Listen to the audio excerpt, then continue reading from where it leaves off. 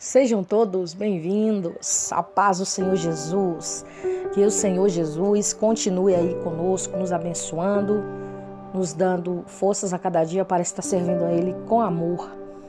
E hoje, meus amados irmãos, ouvintes da palavra do Senhor, eu irei trazer aqui uma mensagem muito poderosa da parte de Deus para nossos corações. Eu quero que você preste muita atenção no que o Senhor irá falar através da sua palavra neste momento. Eu vou começar aqui lendo no livro de Marcos, né? Marcos é o capítulo de número 2, do versículo 18 ao 22, que diz o seguinte: acompanhe comigo a leitura. Ora, os discípulos de João e os fariseus estavam jejuando. Eles vieram perguntar por que jejuar os discípulos de Jesus e de João e dos fariseus, mas os teus não jejuam. Respondeu Jesus: podem porventura jejuar os convidados para o casamento enquanto o noivo está com eles?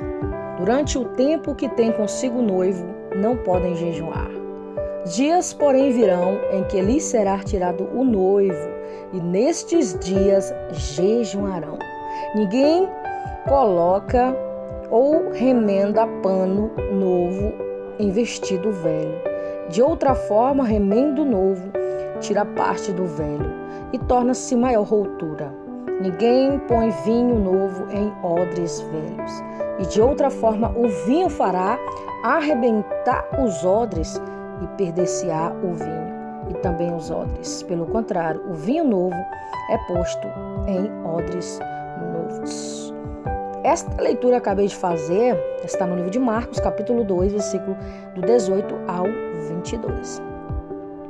Esta passagem bíblica, ela veio ser escrita quando alguns discípulos de João e alguns fariseus chegou para Jesus e perguntou: olha, Jesus, eu faço os meus jejuns, né? Eu jejum, os discípulos de João também. Por que os teus discípulos não jejuam? Aí Jesus vai explicar: olha, porque eu ainda estou com eles. Quando eu não estiver mais com eles, aí sim eles terão que jejuar. E nós vemos que hoje em dia, né, nós temos que fazer os jejuns, uma coisa secreta com Deus. Então, por isso que hoje em dia nós fazemos os jejuns, porque o noivo não está conosco. Quem é esse noivo? Jesus Cristo, mas ele está conosco em espírito e em verdade, né? Nós estamos com ele também. Mas ele disse que quando ele não estivesse mais, nós teríamos que jejuar. Então, vamos agora explicar direitinho agora essa parte desse texto que é simplesmente magnífico, tremendo de forte. Vamos lá. Que esse recipiente chamado odre, ele é confeccionado com peles de animais. Eu vou estar aqui colocando a imagem aqui na capa do nosso vídeo para você ter mais um entendimento do que significa os odres, né? Mas eu já falei aqui o significado, que é feito com pele de animal. Agora vamos entender melhor o que Jesus quis dizer quando ele falou que não se coloca, né, vinho velho em odres novos e nem odres novos em vinho velho. Vamos lá, vamos continuando. E também ele citou aí, né, remendo de pano novo em roupa velha e remendo novo em panos velhos. Eu vou estar explicando para você cada detalhe aqui dessa mensagem de hoje. Não se sabe exatamente qual o significado exato desse famoso dito em seu contexto original. Mesmo para os acadêmicos modernos, geralmente se interpreta o trecho, né, indicado que Jesus estaria propondo uma nova forma de realizar as coisas.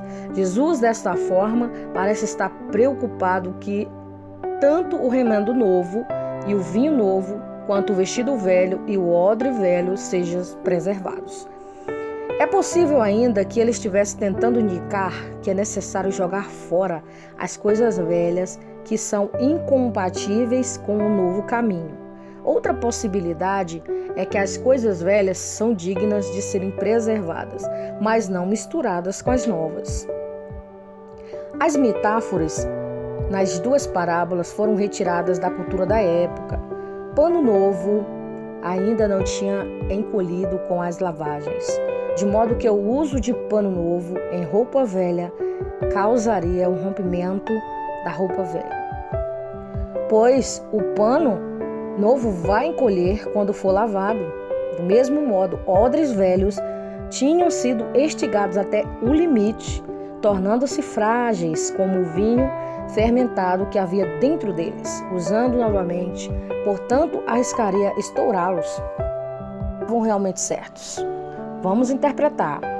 Segundo os intérpretes, Jesus é o seu novo nascimento contra o velho caminho dos fariseus e dos escribas.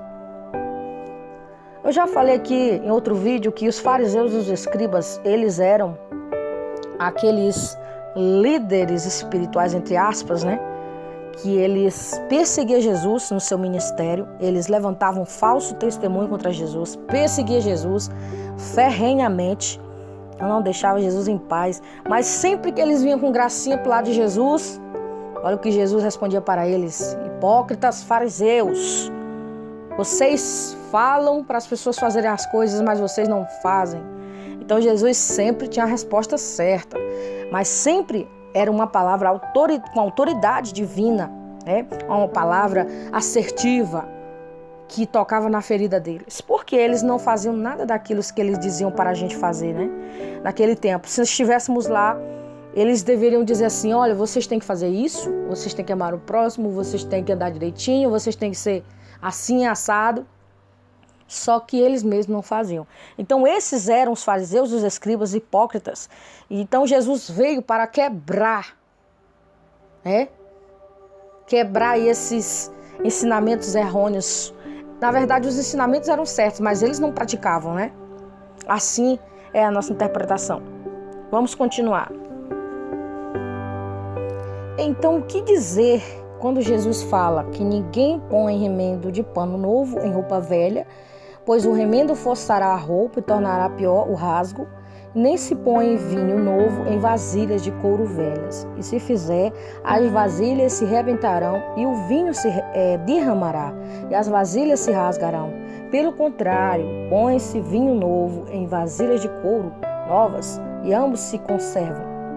Como está escrito em Mateus 9, 16 ao 17.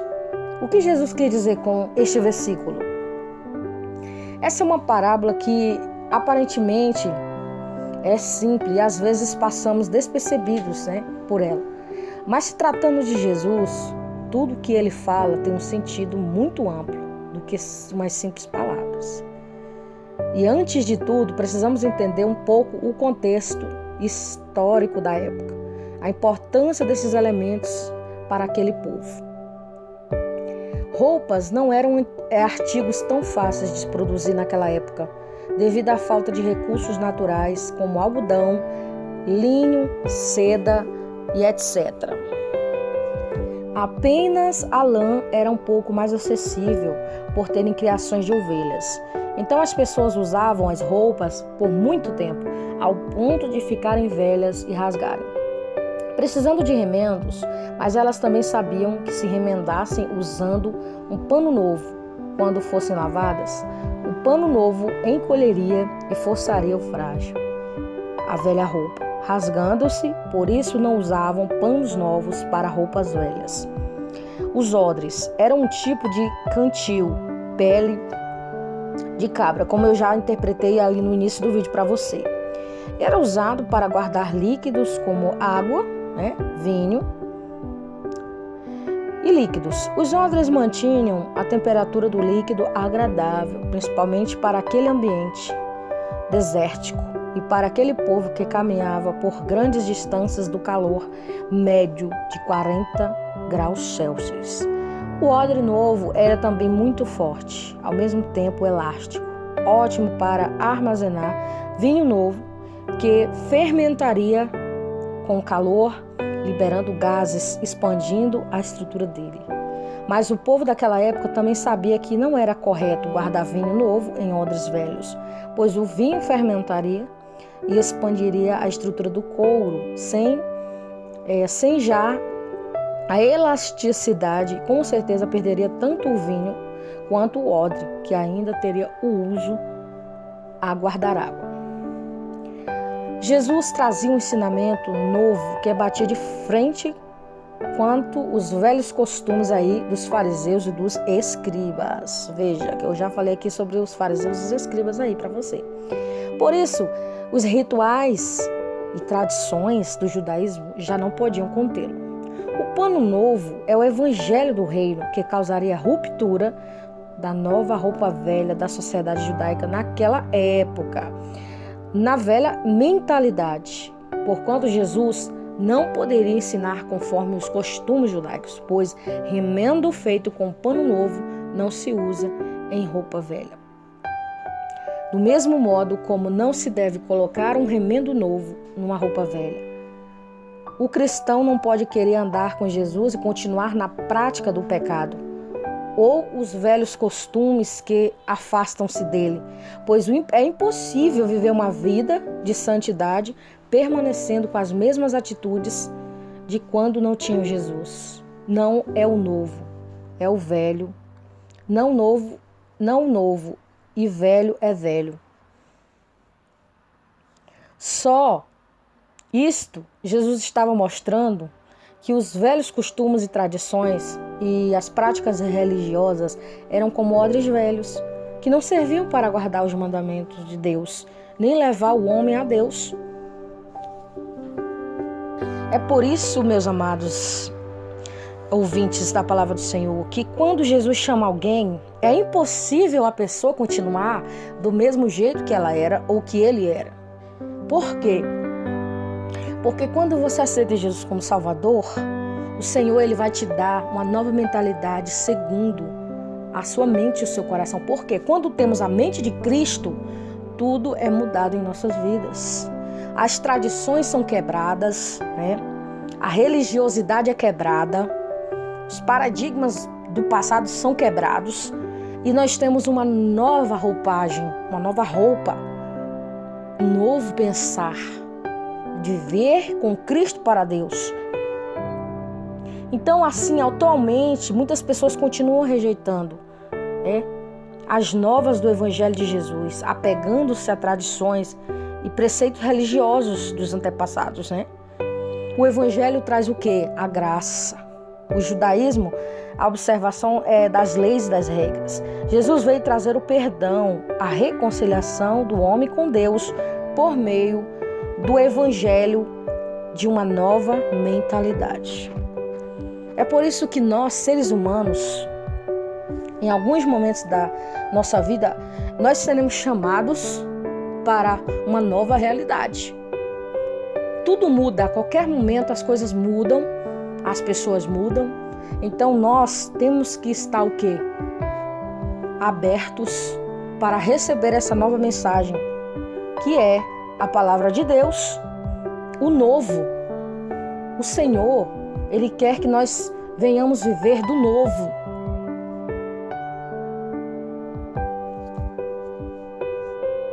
Deixa eu trazer um exemplo aqui para vocês, bem simples mesmo, de coisas do cotidiano, do nosso cotidiano.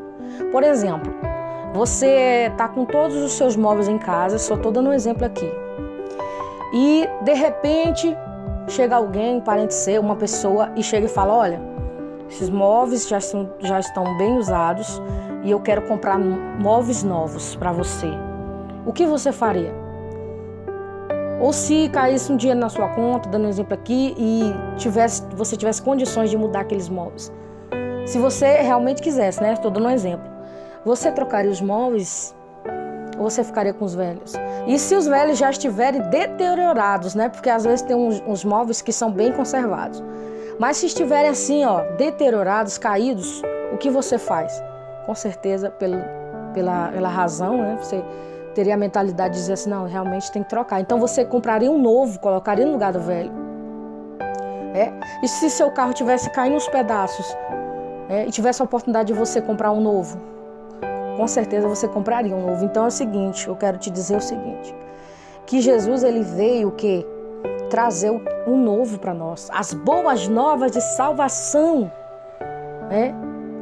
O Senhor diz assim, que Ele veio para nós, foi para o quê? Foi para cumprir a lei. E a lei foi resumida em 2 versículos. Amarás o Senhor teu Deus de todo o teu coração, de todo o teu entendimento e ao próximo como a ti mesmo. Então, todos aqueles mandamentos do Antigo Testamento, eles foram resumidos em 2. O Senhor, ele não veio destruir a lei, e sim ele veio, ele veio cumprir lá.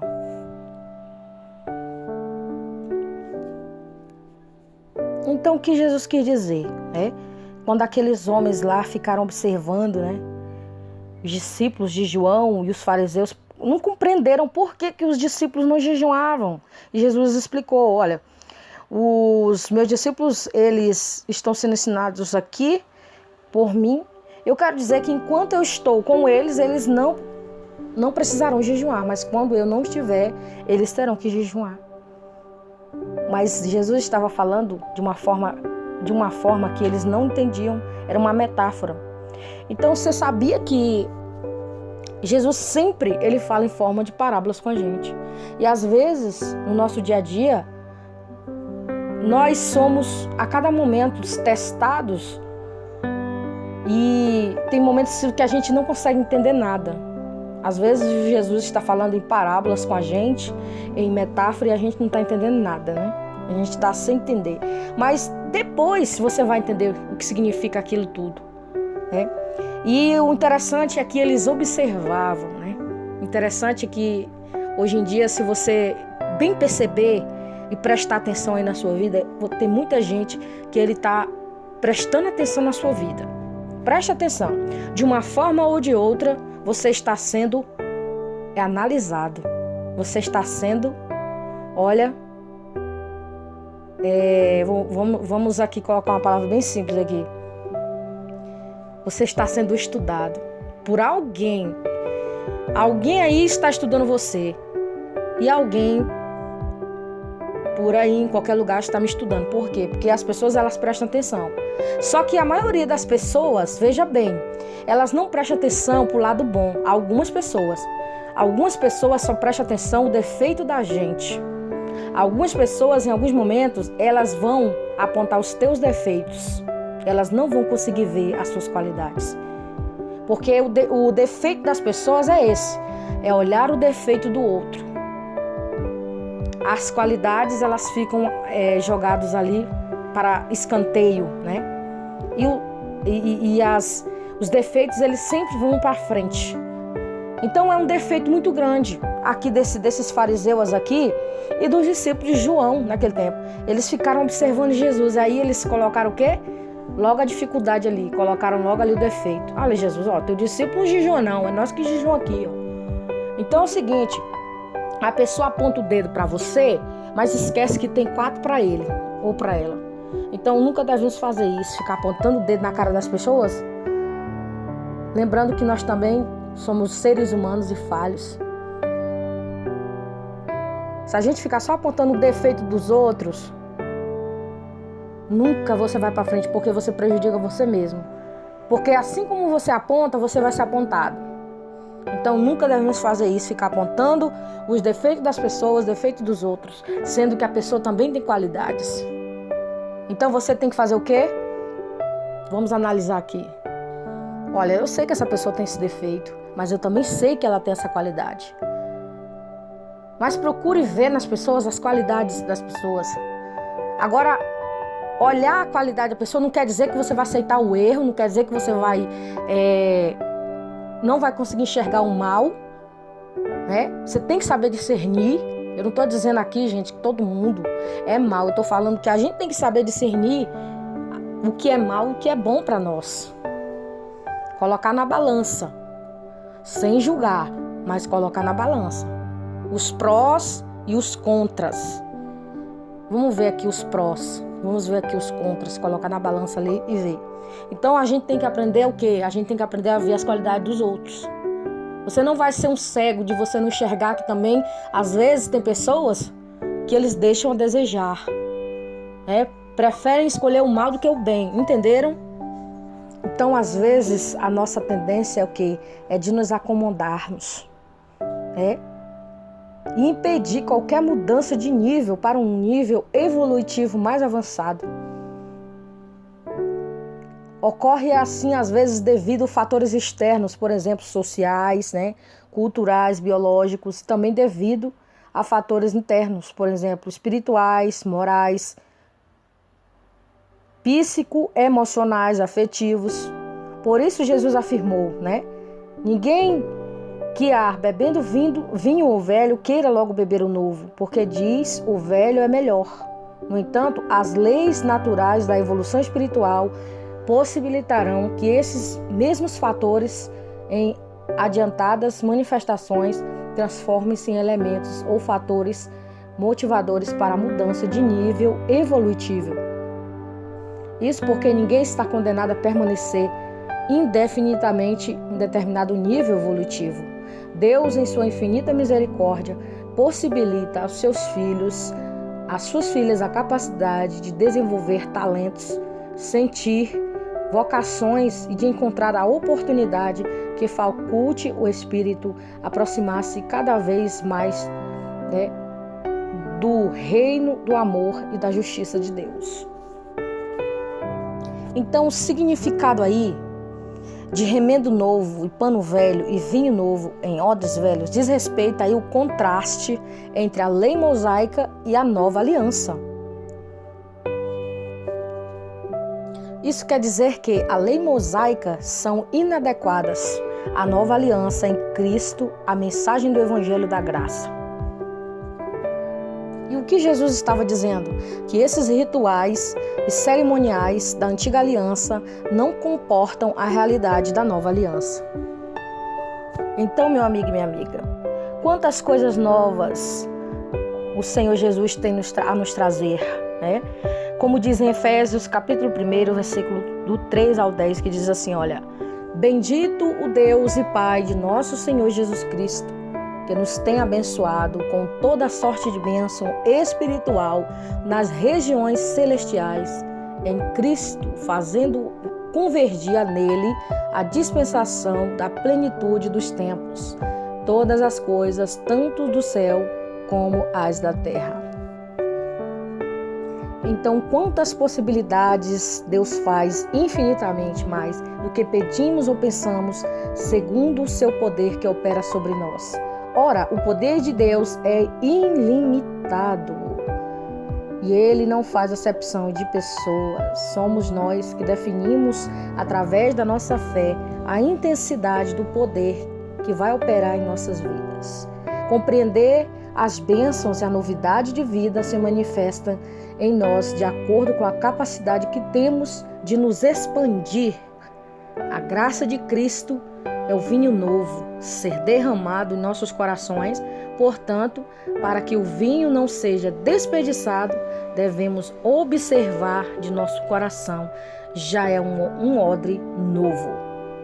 Assim, essas bênçãos permanecerão em nós, de acordo com a capacidade de nos mantermos íntegros, Precisamos ter cuidado com o nosso coração, pois o pecado resseca a nossa alegria, fazendo com que a nossa vida se rompa, impedindo-nos de viver a plenitude daquilo para qual fomos predestinados. Então, está aqui o conselho para você. Em Provérbios, capítulo 4, versículo é o 23, versículo muito conhecido aí no meio do povo de Deus, que diz assim: sobre tudo que se deve guarda o teu coração, porque dele procedem as saídas da vida. Então, guarde o seu coração para as coisas de Deus, para as boas novas, para as coisas novas que o Senhor Jesus tem para cada um de nós. E que possamos aí deixar o novo entrar em nossas vidas, e que o velho, os costumes, as modinhas, às vezes, coisas que vai nos atrapalhar para nós não seguirmos em frente, com novidade de vida, que a gente deixe para trás as manias, algumas manias, e que Jesus possa fazer parte da nossa vida, no nosso dia a dia. Então, meus amados irmãos, amigos, é isso. A mensagem de hoje para os nossos corações é essa: que não deixemos as coisas ruins do passado, as coisas velhas, vir impedir as coisas novas de entrar em nossas vidas. Que você seja abençoado e edificado com essa mensagem de hoje. Que Deus abençoe. Vamos orar para finalizar nosso vídeo de hoje? Oremos comigo. Senhor, meu Deus e meu Pai, eu quero pedir neste momento, Deus, que o Senhor venha neste momento visitar cada um dos teus servos, cada um das tuas servas, ó Pai, neste momento. Senhor, que nós possamos deixar o novo entrar em nossas vidas, Senhor. Que nós não tenhamos medo, Senhor, de abrir o nosso coração para Ti, Senhor.